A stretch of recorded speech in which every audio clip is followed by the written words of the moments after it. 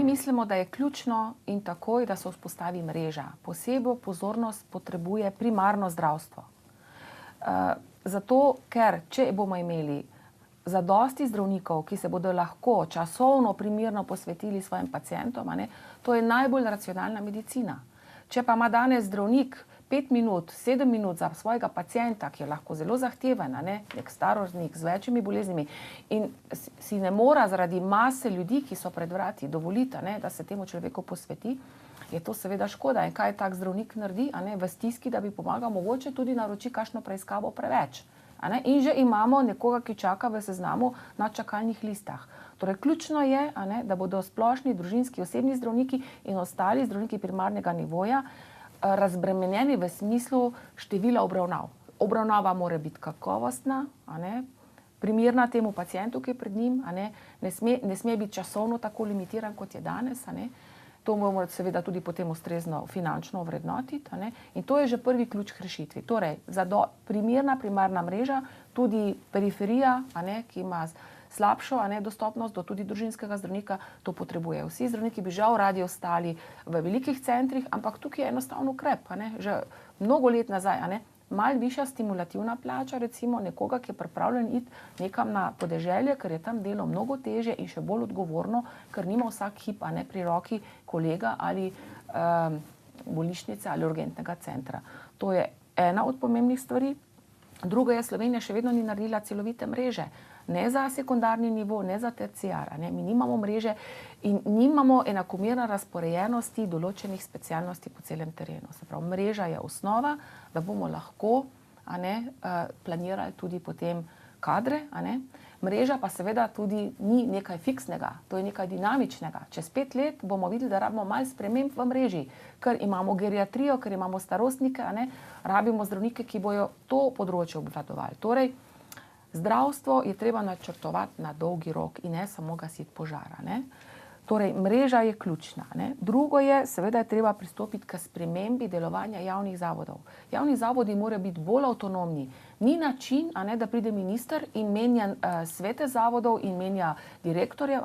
Zavodi morajo dobiti res kompetentne menedžerje z znanjem in z vizijo razvoja neke ustanove. In morajo imeti več avtonomnosti tudi, da bodo ljudi nagrajevali. In hvala Bogu, bojo se sprejeli standardi in normativi, in še več mi gremo naprej, treba je začeti nagrajevati ljudi po učinku. Konec od tega uravnilovke, da nekdo naredi 30% programa, nekdo naredi pa 150%, na koncu pa enako plačana. Torej, večja avtonomnost zavodov, mi gremo še dlje, evropski pravni red, zdravstvo razvršča med gospodarske dejavnosti splošnega pomena, zato se bodo tudi v naših očeh morale javne ustanove v tej smeri začeti razvijati, ker potem pa ne bo več, potem bo jasno management povedal, mi za tako ceno naredimo take storitve. Za take storitve se bo tak management pogajal za zavarovalnico, ko bo razpisala program in bo rekel, mi naredimo toliko operacij za takšno ceno. V tolikem času, imamo take kazalnike kakovosti, to pogledno. In se bo pogajal za ceno zavarovalnico, Zavodom za zdravstveno zavarovanje ali z drugo za posege. Se pravi, mi rabimo več konkurence in recimo, če bo nek zavod, jaz prepričana, se bo na koncu cufali za paciente. Kdo bo boljši?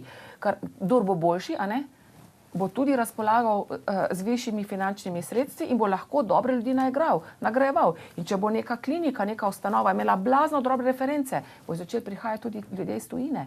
Treba večja bo možnost, da si bo naredili res dobre imena in tukaj bomo že naredili, da bo v bistvu denar sledil pacientu. Pacientu bo sledil denar, ker na koncu bo pa tudi pacient imel interes, da reče, rabim to operacijo, ono operacijo, kakšne rezultate ima ta bolnišnica, kakšne ima ona, kakšno statistiko ima ta zdravnik, grem do najboljšega. Jaz si bom hotel operacijo zagotoviti pri njemu. Torej, sistem javnih zavodov se bo moral začeti spreminjati, da bodo ti bolj fleksibilni in da bodo pravzaprav začeli delovati tudi nekako kot konkurenca. Naslednji korak je seveda, da to ne gre, če ne bomo zavarovalniškega sistema spremenili. Ker takšen sistem, kot je danes, je pravzaprav nepregleden. Vse smo videli. 8 milijonov sredstev, program podeljen nekaterim, ni bil javni razpis.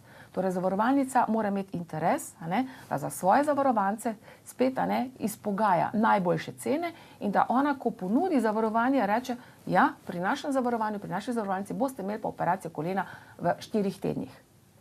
To bo pač neka premija, ki bo to pač, in zato pravimo mi, da rabimo tudi neko konkurenco v zavarovalništvu. Mi v naši stranki smo mnenja, da Zavod za zdravstveno zavarovanje kot inštitucija, sicer malo preobražena, mora obstati, ker zagotavlja tisto socialno varnost in solidarnost, in tudi te boleznine in bolniške grejo iz tega naslova. Tega želimo ohraniti, ampak seveda mora se preoblikovati ne samo v zbiratelja denarja, ampak mora bolj aktivno začeti delovati kot zavarovalnica, ki bo razpisovala programe in iskala za tisti del, ko bo za svoje zavarovance pokrila najboljše izvajalce. Na tak način verjamemo, da se bo razvila neka dinamika, ko bo vsak deležnik, se pravi tako izvajalec kot zavarovalnica, zainteresirana za to, da zavarovanec dobi najboljše za najmanjši denar.